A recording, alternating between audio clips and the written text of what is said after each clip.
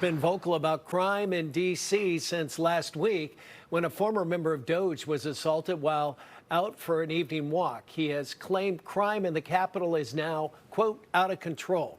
The mayor of Washington, D.C., though, disagrees and points out crime rates have actually been coming down.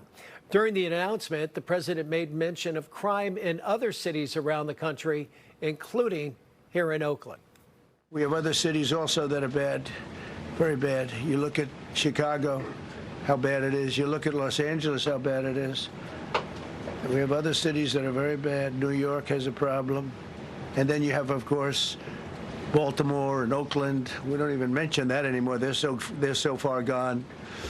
We're not going to let it happen. We're not going to lose our cities over this. To play in women's sport, they just don't get it. Just last week, Oakland police shared crime stats for the first half of the year showing that violent crime is down. The president's plan will deploy about 500 federal law enforcement officers in Washington, D.C. This includes members of the FBI, the DEA, and immigration officers.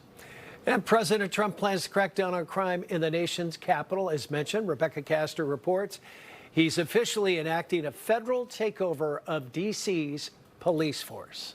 President Trump says it's Liberation Day in D.C. We are taking our capital back, and announced the federal government is taking control of the local police force and deploying the National Guard. The murder rate in Washington today is higher than that of Bogota, Colombia, Mexico City, some of the places that you hear about as being the worst places on earth. The federal oversight comes as the district is struggling to manage a rise in youth crime.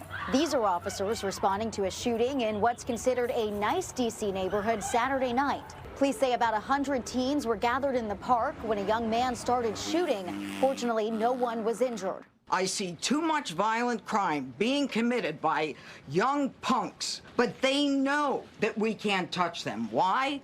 Because the laws are weak. But not everyone thinks it's necessary for the federal government to step in. Hey, city! Our city! Some D.C. residents think it's overreach. He wants to assert more of his authority over D.C., and we are here to say he can't have it. Trump does not care about D.C.'s safety. He cares about control. And the mayor points out violent crime is down from previous years. We have spent over the last 2 years driving down violent crime in this city, driving it down to a 30-year low, in fact. President Trump also plans to tackle the city's homelessness problem by giving them places to stay outside the Capitol.